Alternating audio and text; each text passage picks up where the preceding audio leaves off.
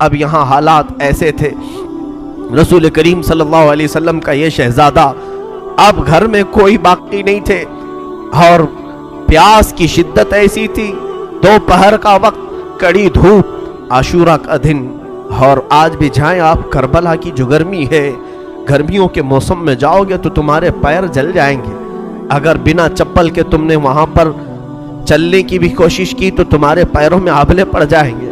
ان شہزادوں کے پیروں سے چپلیں تک چھین لی گئی تھی، گرم ریت پر انہیں دوڑایا گیا تھا۔ حسین ابن علی نے بے کسی اور بے بسی کی طرف دیکھا، آپ کے بھائی عباس علمبردار کھڑے ہوئے، کہا مولا مجھے اجازت دے، میں کسی طرح ان سے بھڑ جاؤں گا اور پانی لے آؤں گا۔ کہا کہ پانی کا چھوڑ دو، ہمارے گھر کی فکر کرو۔ کہا مولا آپ کی بچی سکینہ بار بار کہتی ہے چچا کیا مجھے ایک چلو بھی پانی نہیں پلا سکتے؟ کیا مجھے تھوڑا سا پانی آپ نہیں دے سکتے؟ سکینہ کی عمر 9 سال کی تھی۔ 9 سال کی بچیاں ہمارے سامنے میرے عزیزوں وہ کلیاں ہوتی ہیں، وہ پیار کرنے کی ہوتی ہیں، محبت سے دیکھنے والی بچیاں ہوتی ہیں۔ ہم تو کانٹا بھی چبھنے نہیں دینا چاہتے ہماری بچیوں کو۔ سکینہ بے یار و مددگار خیمے میں جب اپنے چچا کو پکارنے لگی، کیا چچا سارے شہزادے پانی سے پیاسے چلے گئے، کیا بچیوں اور عورتوں کو بھی پانی نہیں دیا جائے گا؟ حضرت عباس نے کہا سکینہ تم نے میرے جوش کو للکارا ہے، لاؤ مشکیزہ اور میں پانی لا کر کے رہوں گا، تم انتظار کرنا دیکھ کہ میں ابھی پانی لاتا ہوں اور پورے خیمے کو پلاتا ہوں۔ مشکیزہ اٹھایا اور چل پڑے دریائے فرات پر۔ آپ تلواروں سے مقابلہ کرتے ہوئے پورے یزیدی لشکر کو چھانٹ دیا اور کوفہ کے یہ بزدلوں کی فوج میں سے نکلتے ہوئے دریائے فرات تک پہنچ گئے۔ فرات میں پہنچنے کے بعد آپ نے دیکھا پانی جوش مارتا ہوا، ٹھنڈا پانی، ندی کا میٹھا پانی، اور مشکیزہ ہاتھ میں ہے۔ اٹھایا۔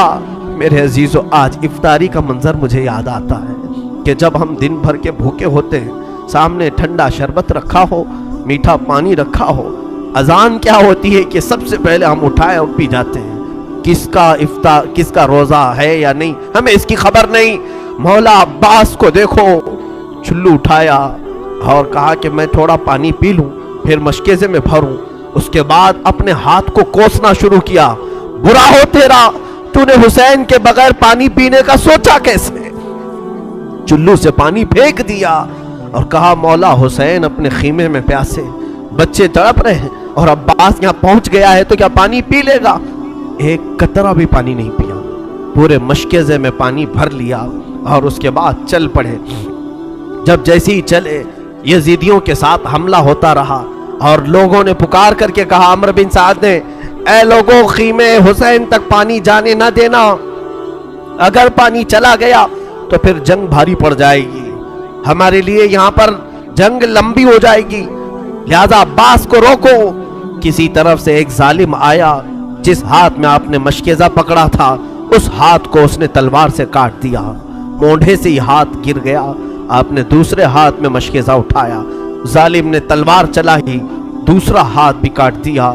عباس کو اسی لیے کہا جاتا ہے کفین، ذوالکفین، 2 ہاتھ والا، سب 2 ہاتھ والے ہوتے ہیں، لیکن عباس علمبردار کے دونوں ہاتھ جیسے نکلے، اب بھی مایوسی نہیں تھی، اپنے دانتوں سے مشکیزہ اٹھا لیا۔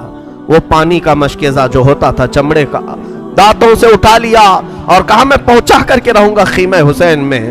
پکارے عباس، اے سکینہ میں پانی لاؤں گا تو خوب پینا، کٹے ہیں بازو چھدا ہے سینہ، ابھی میں کٹے ہیں بازو چھدا ہے سینہ۔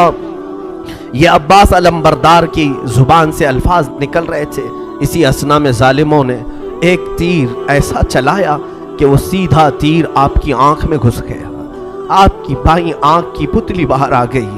اب تو حال یہ تھا کہ میرے عزیزو تیر نکالنے کے لیے ہاتھ بھی تو نہیں تھے، تیر اگر کھینچ کر کے نکالا جائے ہاتھ بھی نہیں تھے، اور ظالموں نے تیر برسانا شروع کیا۔ عباس اب تک نہیں روئے، ہاتھ کٹ گئے، آنکھ میں تیر چبھ گیا، رونا نہیں آیا۔ اسی اثنا میں کسی نے آ کر کے مشکیزہ پھوڑ دیا، پانی کا۔ عباس کا صبر نہیں ہو سکا، چیخ نکل گئی، ہائے مردود تو نے کیا کیا، میرے ہاتھ لے لیا، آنکھ پھوڑ دیا۔ ٹھیک تھا لیکن یہ پانی میں سکینہ تک پہنچا کر آ جاتا۔ آپ اسی غم میں نیچے زمین پر گر گئے۔ سوچو جو گھوڑے پر بغیر ہاتھوں کے گرا ہوگا کیسے گرا ہوگا؟ تم اگر اوپر سے گرو گے تو ہاتھ وغیرہ سے اپنے آپ کو سنبھال لو گے۔ دونوں کٹے ہوئے ہاتھوں سے جب کوئی گھوڑے سے گرتا ہو، چاہے وہ منہ کے بل گرے کہ سر کے بل گرے، کس طرح سے گرا ہوگا؟ جبکہ ایک آنکھ میں تلوار ہے۔ پکارا اپنے بھائی کو، اپنے بھائی امام حسین کو پکارا۔ مولا حسین دوڑتے ہوئے آئے۔ راویوں نے لکھا ہے کہ حسین ابن علی اتنی تیزی سے دوڑتے ہوئے آئے کہ پورا عمامہ کھل گیا تھا اور کپڑے الجھ گئے تھے۔